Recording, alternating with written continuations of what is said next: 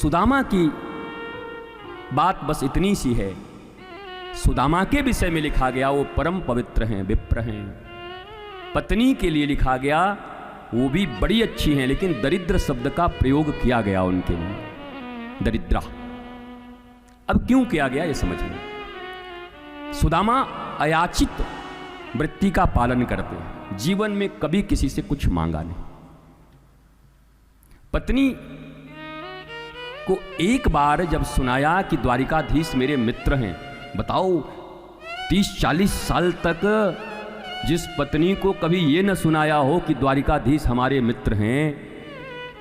महाराज एक डीएम, एक विधायक जी, एक मंत्री से परिचय हो जाए तो पूरा ड्राइंग रूम भरा रहता है अपना।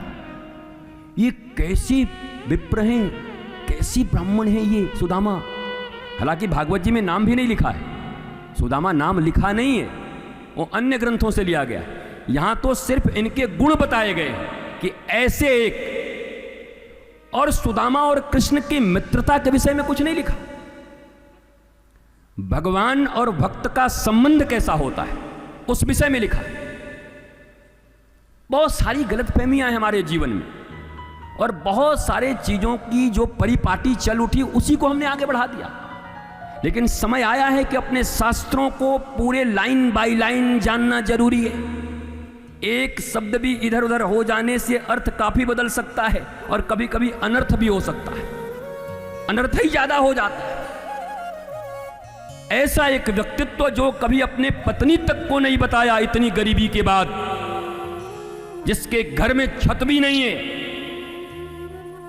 पत्नी कभी कभी चूल्हे पे चढ़ा देती है खाली पानी ये बोल करके बच्चों को कि तंदुल पक रहा है, और जब आग में चढ़े चढ़े चढ़े चढ़े वो 6 घंटे में फूटता है और केवल पानी गिरता है तो बच्चे फपक के रो पड़ते हैं, माँ तू भी झूठ बोलती है, हम तो सोचते थे चावल बन रहा। ये हालत है, तंदुल तक नहीं, तंदुल मांग के ले गए। जब जान गई कि कृष्ण इनके, और उसी दिन भगवान कृष्ण की कथा सुनाई अपने बच्चों को, और उसी दिन जाना पत्नी ने, अच्छा कृष्ण आपके, हे भगवान उसके बाद भी आप ऐसे हो। अब वो बार बार उनको कहती एक बार जाइए, एक बार जाइए, लेकिन कहने का ढंग बड़ा अच्छा था उनका, बड़ा सुंदर लिखा हुआ है, इतना अच्छा। प्रार्थी बन के कहती थी, बहुश्च प्रार्थिका मृदुभाषिनी, बहुत बार बोलती जाइए ना, जाइए ना, जाइए ना, प्रार्थना करती हूं एक बार तो जाइए मिलने, परंतु मृदुभाषिनी। घर में आटा नहीं, चावल नहीं, मर रहे हैं, कृष्ण दोस्त बना हुआ है, मंत्री से दोस्ती है, जाओ एक बार मांग नहीं सकते। करकसा शूर्पणखा महाराज बड़ी मृदुभाषिनी। अंत में जब देखा ये जाएंगे नहीं तो मर्म पे चोट किया, अरे चलो कुछ मांगने नहीं जाओगे, लेकिन क्या ऐसे द्वारिकाधीश जिस गोविंद की रोज इतना कीर्तन करते हो, कभी एक बार दर्शन करने की भिक्षा नहीं होती? जाओ जाओ मेरी तरफ से दर्शन करके आ जाओ। ओ आज समझ आ गया, अरे हाँ तू बड़ी अच्छी बात बोलती है, एक बार दर्शन तो जरूर करना चाहिए। महाराज इतने सीधे और सच्चे हैं, निकल पड़े। पत्नी थोड़ी व्यवहारिक है, बोला रुक जाओ, गोविंद के द्वार पर खाली हाथ नहीं जाते। बोला अपने पास है ही क्या? बोला रुक जाओ कुछ मांग के ले आते हैं। बोला मांगना हमारी वृत्ति नहीं है। पत्नी ने कहा अपने लिए तो नहीं मांग सकते, पर गोविंद के लिए मांगना प्रत्येक मनुष्य का कर्तव्य है। जहां समाज का मंगल हो, जहां धर्म का मंगल हो, जहां राष्ट्र का मंगल हो, जहां व्यक्ति के बचाने की बात हो, कहा वहां पर गुरु आज्ञा से। अरे भैया कृष्ण भी भिक्षा मांगने गए, गुरु आश्रम में तो राम जी को भी भिक्षा मंगवा दिया गुरु जी। यहां तो भिक्षा गुरु आज्ञा से, अपने लिए नहीं, अपने शरीर के लिए नहीं, लेकिन उस महा कार्य के लिए, उस धर्म के लिए, स्पिरिचुअलिज्म के लिए, आत्मज्ञान के लिए, लोकहित के लिए निश्चय ही मांगा जा सकता है। अब बाकी लोग यहां सोच रहे हैं कि अब जरूर कुछ मांगेगा। निश्चित रहिए कुछ मांगने वाला नहीं। मैंने कल ही कह दिया है, इस भागवत जी में आकर बस एक ही चीज आपको चढ़ानी है। क्या? आपको अपनी चिंता चढ़ानी है। भागवत जी का चिंतन जो यहां से दिया जा रहा है उसको ले जाना है, चिंता की प्रतिज्ञा है वो चिता पे चढ़ाए बिना मानती नहीं, और चिंतन की प्रतिज्ञा है वो राधा माधव के गोद में बिठाए बिना मानता नहीं। यहां यही चिंतन ले जाइए राधा माधव का, जहां रहिए धर्म का जीवन, शास्त्र का जीवन, गुरु का जीवन, आत्मा का जीवन, आह्लादित होकर रहिए, प्रसन्न रहिए, परिवार के साथ, परिवार की इतनी बड़ी बात आज कही गई, उनके साथ जिंदा रहिए, मौज में रहिए। महाराज सुदामा जी को 4 मुट्ठी तंदुल ला के दिया है, गए हैं, द्वारपाल से पूछा है, ये द्वारपाल कोई और नहीं था, यही जय विजय थे, और जब आके बोले मैं मित्र हूं, एक बार तो ठिठके, तुरंत विजय ने कहा सावधान, एक बार 4 नंगे और आए थे, उनके चक्कर में 3 बार अवतार लेना पड़ा था। सनक सनंदन नंगे छोटे छोटे आए थे और रोके तो हा अरविंद त्रिवेदी बन के करना पड़ा कितने दिन तक, मैं रावण। सावधान, एक हमारा ही ठाकुर ऐसा है जिसके दोस्त ऐसे होते, इसलिए शंका मत करो। कहते हैं अतिथिशाला में उनको बिठाया है और अब गए हैं बताने के लिए, भागवत पढ़ी, धक्का दे दिया, भगा दिया, और उधर से चले आ रहे हैं, एक धोती पहन करके एक आदमी सुदामा का रोल कर रहा है, अरे द्वारपालो कन्हैया से कह दो ऐसा धक्का मारा, आपके पिता को मारा होगा, सुदामा को तो नहीं लगा। अपना भागवत करोगे, अपनी रामायण सुनाओगे।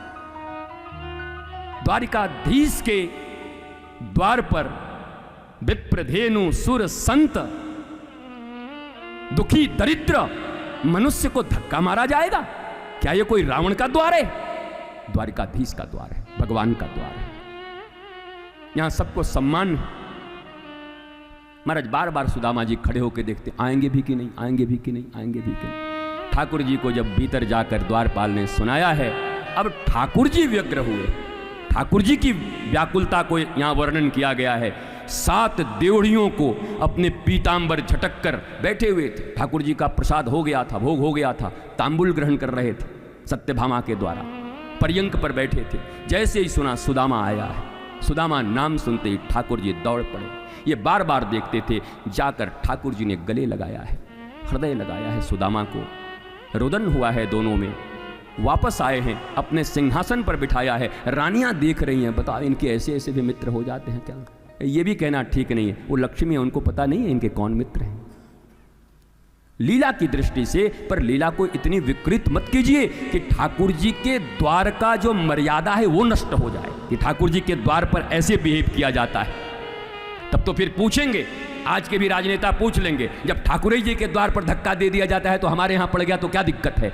जब उनको यह पता चलेगा कि ठाकुर जी के द्वार पर एक ऐसे अयोग्य चिथड़े में लिपटे हुए व्यक्ति भी आते हैं, तो उनके द्वारपाल, उनके जितने भी पीएस जितने भी लोग हैं, उनको ससम्मान अतिथिशाला में बिठाकर और भगवान भोग लेकर आराम करने जा रहे हैं। लेकिन द्वार पर कोई आया है तो सूचना उसी समय देना पड़ेगा और वो दौड़े हुए मिलने के लिए आएंगे। अगर ये राजनेता सुनेंगे, ये धनवान सुनेंगे, तो एक नए भारत का निर्माण होगा, जिस भारत की परिकल्पना हम करते हैं। और आप तो कह रहे हैं कि धक्का मारा जाता है, गिरा दिया जाता है, ऐसे ही व्यवहार होता है। ये तो सूचना ठीक नहीं, ये तो भारतीय सनातन संस्कृति के अनुरूप ठीक नहीं चल रहा है।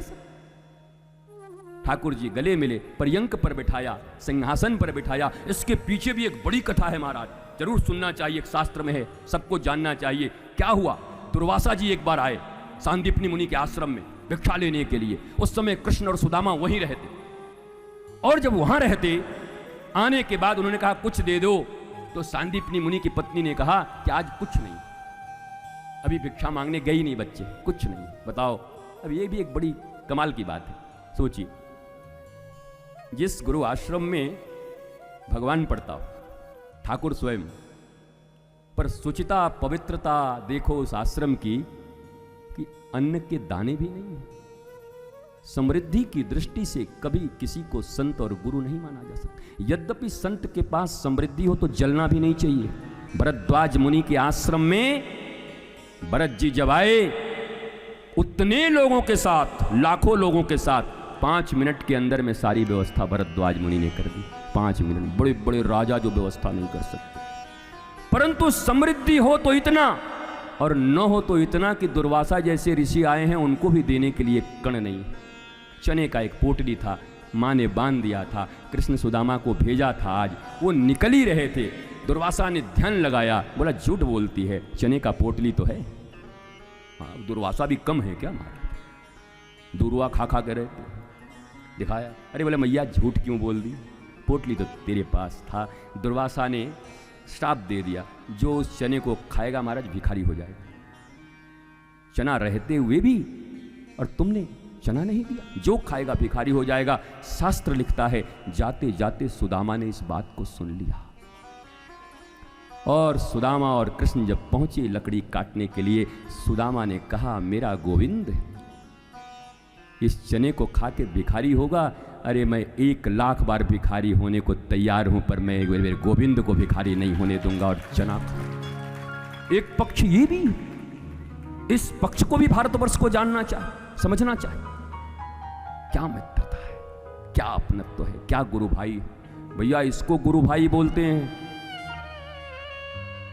अपन लोग के यहां तो गुरु भाई है। गुरु भाई की टांग खींच दे महाराज। एक दिन ऐसी ही बात कह रहे थे दुबे जी, हमारे गुरु भाई का टांग खींच दे। पीछे से एक ने कहा मौका मिले तो हम गुरु का भी खींचते हैं। कमाल कर रहे तू तो यार, खींचे ही देंगे लोग, खींचे ही रहे, कमी है क्या? गुरु को भी खींच लें।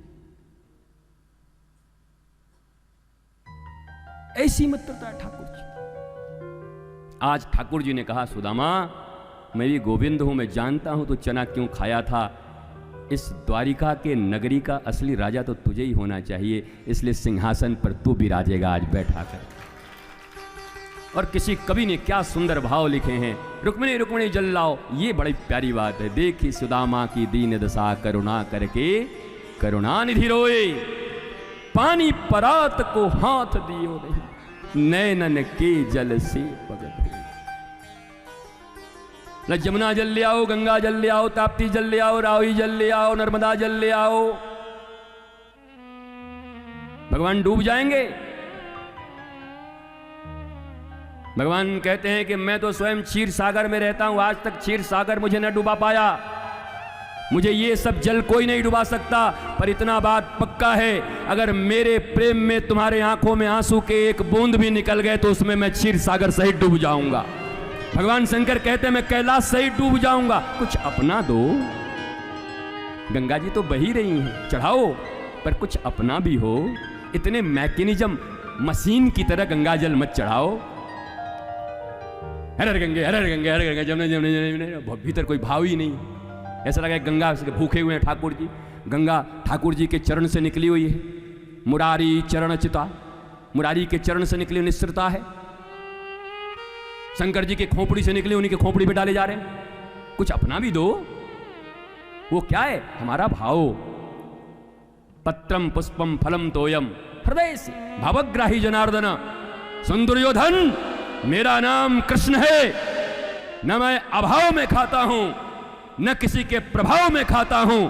मैं गोविंद हूं, जब भी खाता हूं तो अपने भक्त के भाव में खाता हूं। और तेरे पास भाव का सर्वथा अभाव है, इसलिए विदुर के पास जा रहा हूं। इसलिए तो नहीं खाया था 56 भोग। तो अभाव में, मैं अभाव है ना, मैं लक्ष्मी का पति हूं, लक्ष्मी मेरे पांव दबाती है, सारी दुनिया जिस लक्ष्मी के पीछे भागती है वो लक्ष्मी मेरे पांव को लेकर पड़ी रहती है। मैं गोविंद हूं, किस बात का अभाव है मुझे? और प्रभाव तेरा क्या होगा? अपने भाइयों की संपत्ति लूट करके बैठा हुआ है नालायक, तो तेरा कोई प्रभाव भी मेरे ऊपर नहीं है। और दोनों बात नहीं है, ना अभाव ना प्रभाव।